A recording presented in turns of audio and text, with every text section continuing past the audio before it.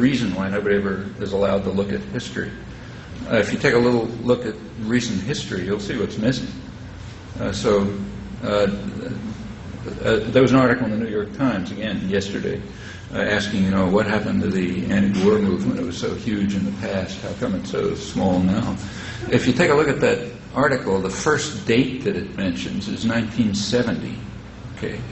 And it says, there was a fantastic anti-war movement in 1970. How come it's not like that now? What it didn't say is what happened before 1970. And it's not because the reporter is concealing it. She probably doesn't know. You're not allowed to know that when you go to school. What happened is that, and this is so little, it's almost unknown, but it's a fact. The war began publicly in 1962. It was in 1962 that the Kennedy administration publicly announced, not secret, that the U.S. Air Force is bombing South Vietnam, authorized chemical warfare to destroy food crops, beginning to drive millions of people into what amounted to concentration camps. That was after 7 years in which the U.S. client regime had killed maybe 70 or 80,000 people, and they couldn't control the population, so the U.S. went to direct aggression against South Vietnam. South Vietnam was always the main target of the attack. The rest of it was horrible enough, but it was peripheral. That's 1962. How much protest was there? Zero. You literally couldn't get 2 or 3 people to talk about it in the living room. Protest didn't begin for years.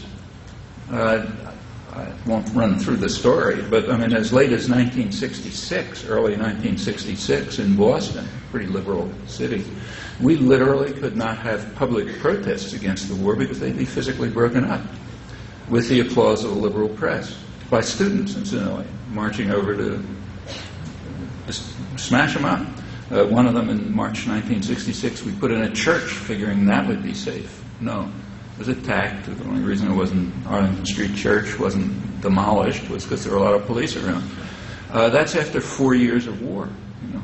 By then, hundreds of thousands of people had been killed in South Vietnam. There had been, saturation bombing of densely populated areas. The war had extended to North Vietnam for a year. You still couldn't protest it because nobody was protesting. Now, later, it got to be a mass popular movement, and in fact, an important one. By 1969, around 70% of the American population regarded the war as, quoting from polls, fundamentally wrong and immoral, not a mistake. Incidentally, virtually no intellectuals. That's why you don't read that. What you read is it was a mistake. But the population said, no, it wasn't a mistake. It was fundamentally wrong and immoral. And furthermore, they kept that. People have kept that attitude right up to the most recent polls about a year ago, but not among the educated sectors. For them, it was a mistake. It cost us too much. Benign intentions went awry, and so on. Enormous split between the public and the educated classes. Yeah, so there finally was massive protest. This time is quite different. There's massive protest long before the war even started. That's a tremendous difference from 40 years ago. It's not the only difference. The whole country became a lot more civilized in just about every respect you can think of.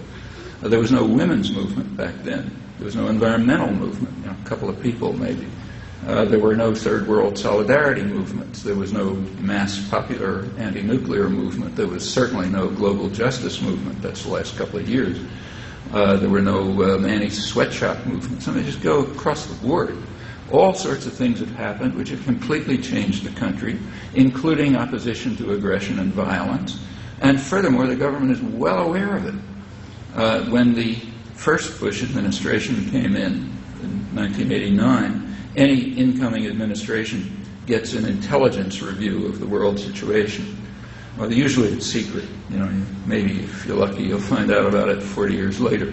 This one, a paragraph got leaked. It was barely reported, but it was very important, maybe because it was very important. And you should pay attention to it because it explains their thinking. It was about what the U.S. should do in a war against much weaker enemies. Okay? They're the only kind you get involved with, for obvious reasons of prudence.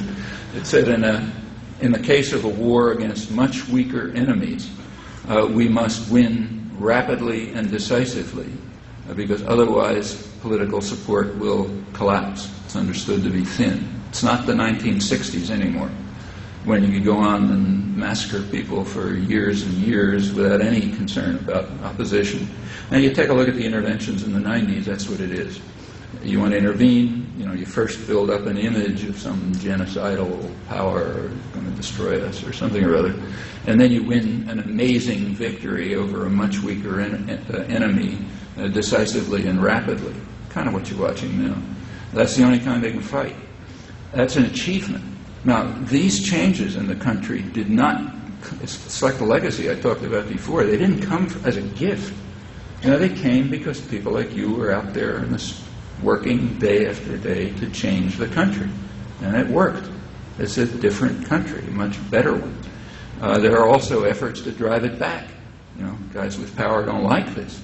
So, of course, they're not going to give up. They continue to fight their own war to drive it back. And if people who are concerned about these things give up, they'll win. Those who feel depressed about what just happened just don't understand. It's a major achievement, what happened. Not enough to have stopped this war, but totally different from in the past. That's